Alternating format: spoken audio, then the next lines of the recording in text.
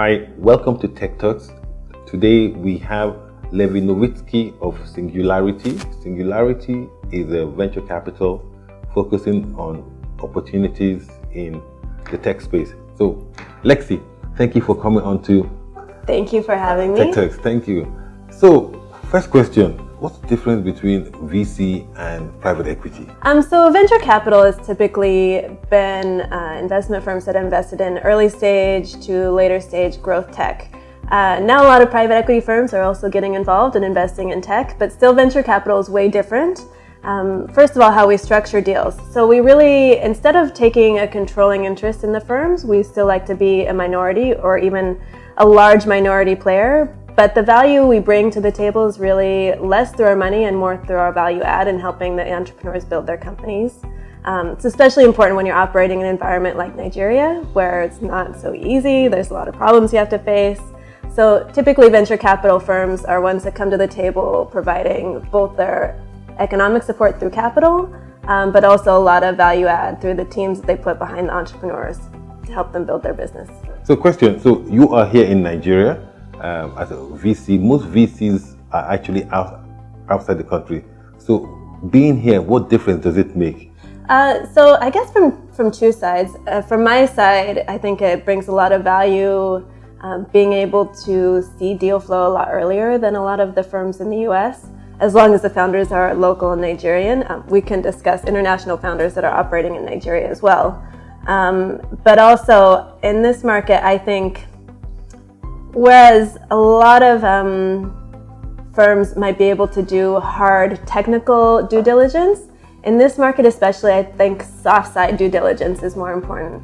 Understanding the entrepreneur's network, their relationships, kind of hearing the backstories of maybe other businesses they've been involved with. That's hugely important just in terms of success of the deal picking, but also being local in terms of helping the entrepreneur really drive the growth in their company. I think you can unlock a lot of value through your relationships with major enterprise clients, helping them navigate the regulatory landscape, which is also quite difficult, and providing, I think, a deep network of talent that they can really tap as their business grows. So that's what we try to provide. So, question: why Nigeria? I mean, you mentioned tech opportunities. What do you see here in this market? I mean, we complain about government is not driving technology change.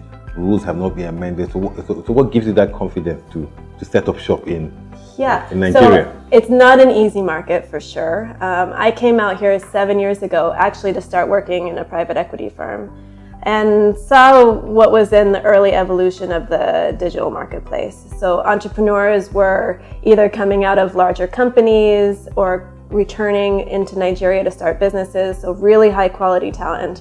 And as you know, Nigerians are very entrepreneurial, sometimes maybe too entrepreneurial. They're doing like 3 different businesses at once.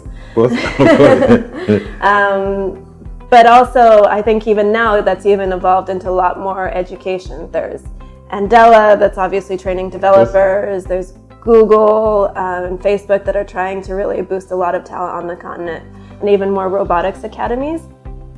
But I think that the number one opportunity is actually what you mentioned, is all the problems. This is a market where we face problems every day, right? Like, just left my house, I haven't had water for 2 days. Oh, exactly. So I see what you mean. So companies using technology to solve the problems of the environment, and of that we have quite a bit here in Nigeria.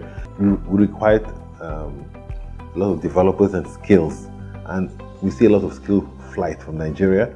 How do we deepen that here? Because I mean, those are the basic ingredients for the technology. Yeah, you're completely right. I'm seeing a lot of I would say middle level talent that is leaving Nigeria for higher paid opportunities abroad.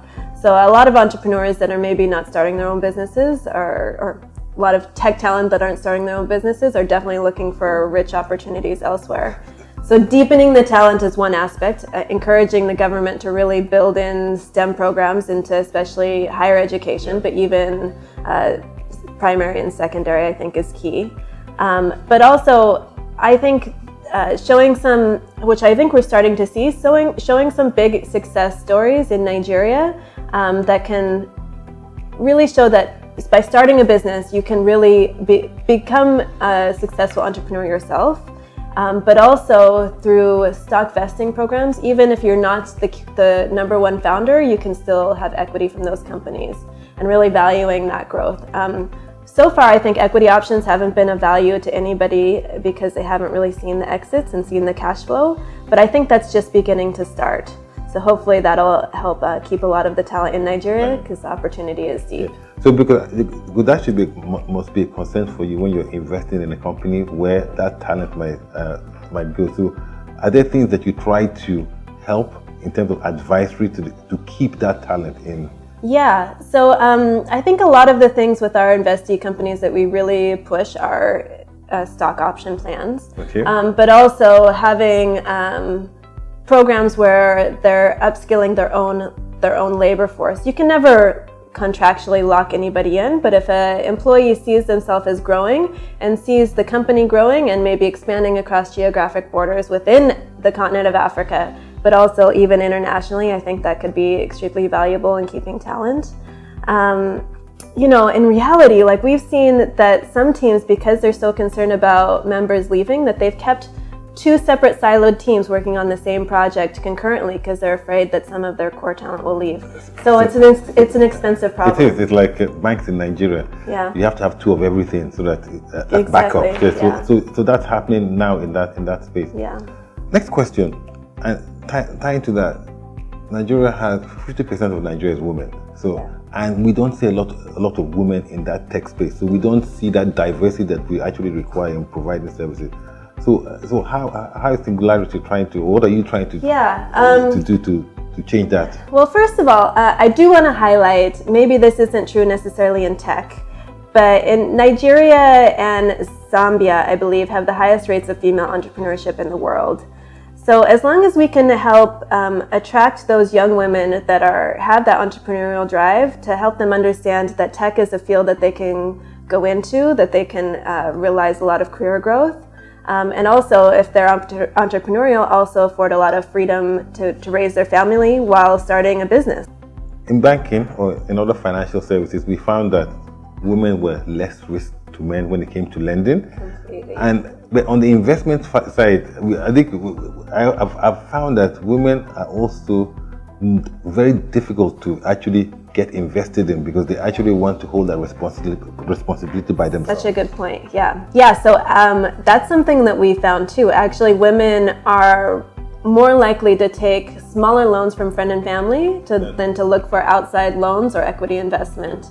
And they're more likely to grow their business at what some might call a conservative pace, but what I would say as they're trying to keep in check that the growth that they can actually manage internally. Exactly. And to sustain the business for a long term. Whereas, no offense, Uzoma, but a lot of men, I would say, are much more aggressive, and that is like, make it to the top or bust. Yeah. So the ideal opportunity would be a business where the co-founders are one man and one woman and a woman. So at least you know that there'll be a balance in terms of how far they grow. And I would love that. And also, female-run businesses tend to see higher growth in net income on the bottom line. Maybe not necessarily top-line growth, but at the end, and better returns for investors. So I think the retention of customer loyalty is quite higher in women-run business. Excellent. So, final question, and not really about Singularity. You said you've been in Nigeria for 7 years. So, what do you do when you're not looking for opportunities? Yeah, so I love Nigeria, and I'm not going to leave anytime soon. But one of the things that's really... You'll soon get your passport very soon. Yeah, I'm working on my passport, definitely working on it. So this might shock a lot of Nigerians, but I love to kite surf. So I go out in front of Landmark Beach and spend my weekends on the water kite surfing. Well, that's fantastic. Lexi, thank you for coming on to Tech Talks, and we'll continue the conversation afterwards. Thank you so much. Thank you.